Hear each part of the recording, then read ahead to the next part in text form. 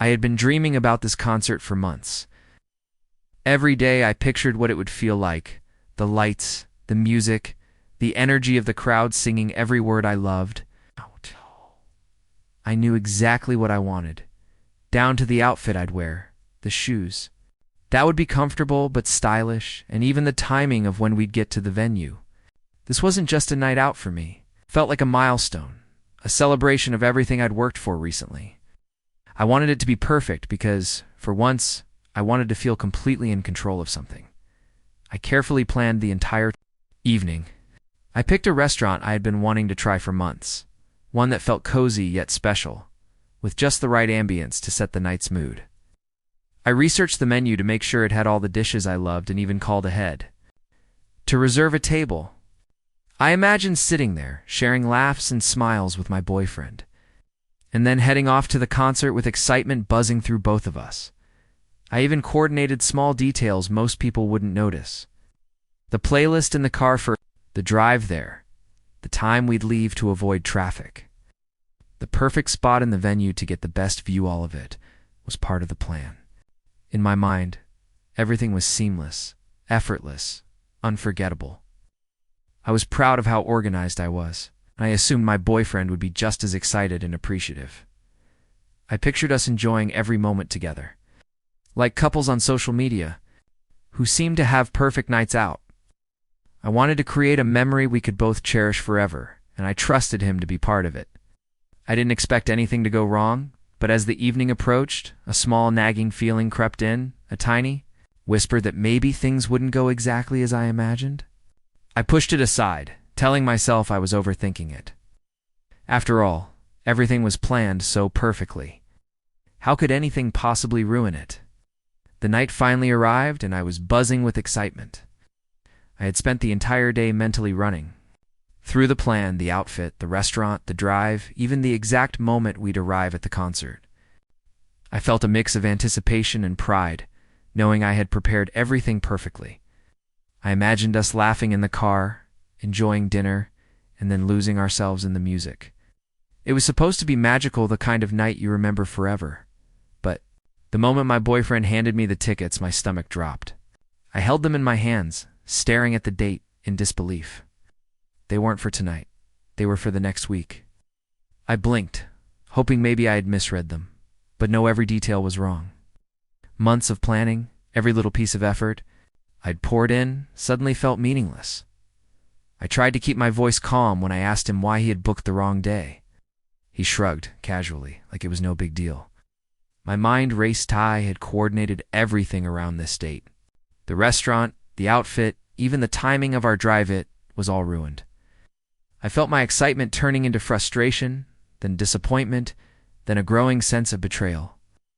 I wanted him to understand how much this night meant to me too, recognize the effort I had put in, but he seemed completely oblivious. Still, I didn't want the evening to be a total disaster. I suggested we go to the restaurant anyway, hoping we could salvage part of the night.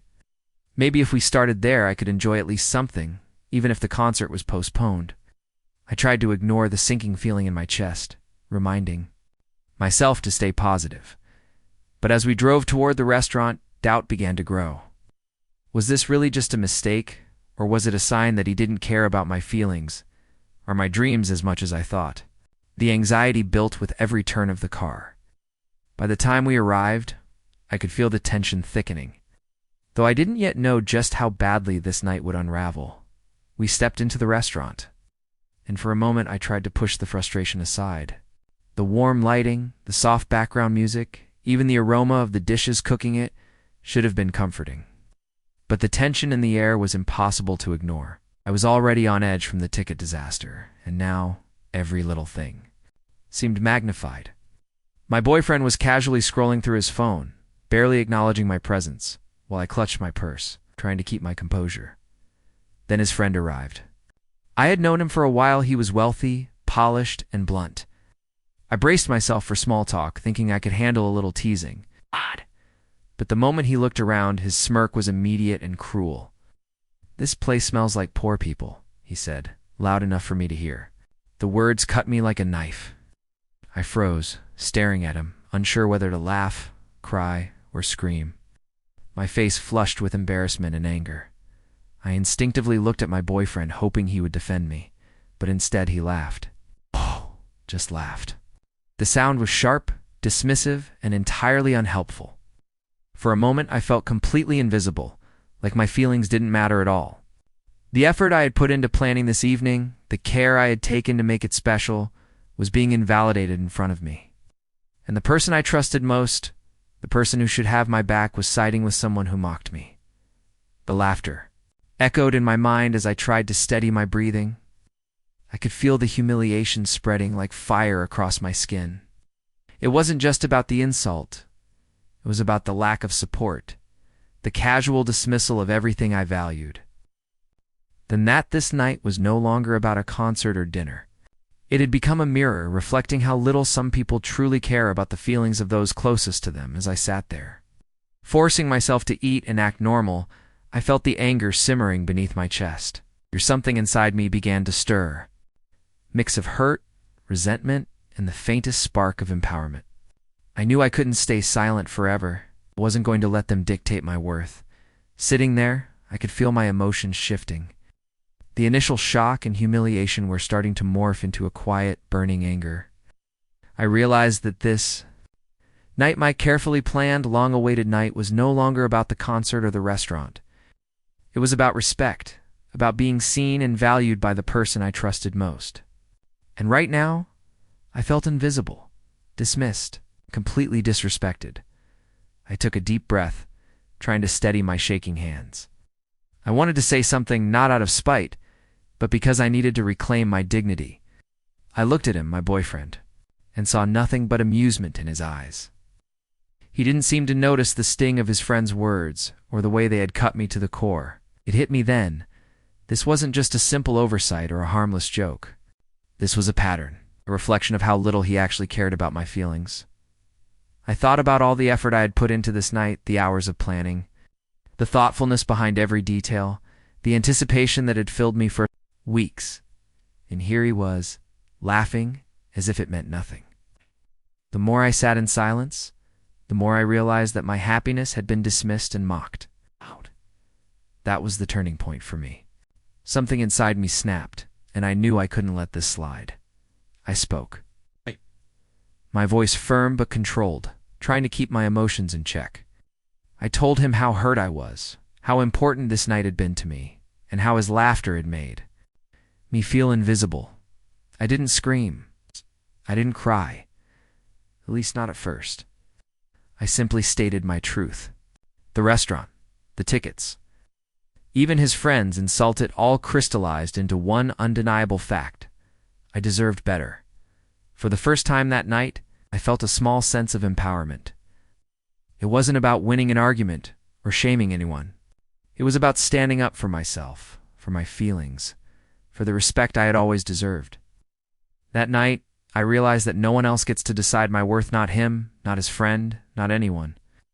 And even if the night had been ruined, I had found a sliver of strength I didn't know I had. The air between us had shifted completely. What had started as a night of excitement and anticipation had become tense, heavy, and unbearable. I could feel every ounce of frustration and hurt coursing through me like a storm building inside my chest. This was the moment where I could either crumble under the humiliation or finally assert myself. And I knew I couldn't let them break me any further. I took a deep breath and looked him straight in the eyes. I told him, clearly and firmly, that his laughter had hurt me, and that it wasn't okay for him to side with someone who had insulted me in such a cruel way. I explained how much thought and effort I had put into this night, how every detail was meaningful to me, and how his disregard had made me feel small, invisible, and unappreciated. My voice shook at first, but with every word, I felt a growing sense of control, like I was reclaiming my voice after being silenced. His friend tried to smirk, probably expecting me to retreat, but I refused to give him that satisfaction. He could feel my confidence rising like a shield protecting me from their judgment. I reminded myself that this night was about me, about my feelings, and about honoring the effort I had put into creating something special. I wasn't going to let someone else's arrogance diminish my happiness. the realization hit me hard. This night wasn't ruined because of the tickets or the insult. It was ruined because I had allowed myself to expect validation from people who didn't respect me. But now, standing firm, I found clarity. I didn't need their approval. I didn't need their laughter or judgment to define my worth. By the time we left the restaurant, the tension hadn't disappeared entirely, but I felt a quiet, steady sense of empowerment. I had stood up for myself, confronted the disrespect, and refused to let anyone undermine my feelings.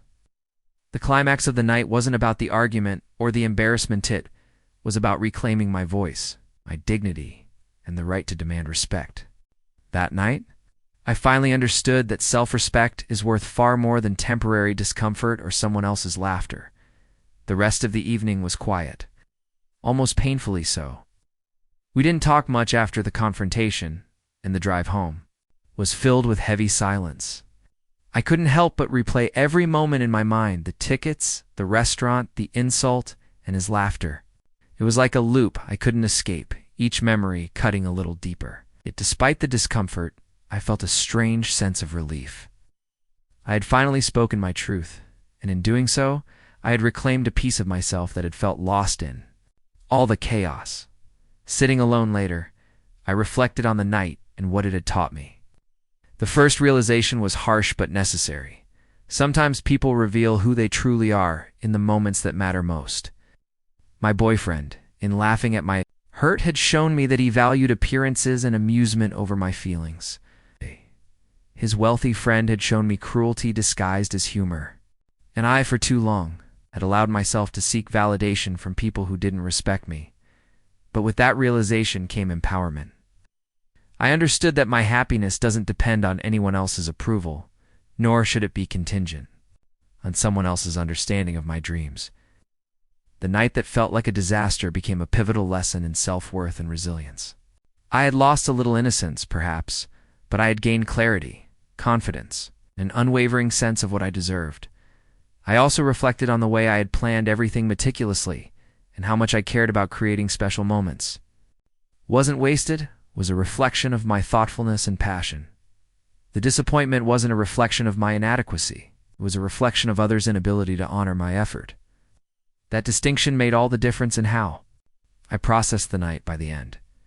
I felt a mix of sadness and pride. Sadness for the betrayal and awkwardness I had endured, but pride for standing up for myself and refusing to let anyone diminish my worth. I realized that some nights are meant to test us, to push us out of comfort, and to teach us the value of our own voice. And that night, as painful as it was, I learned a lesson I would never forget.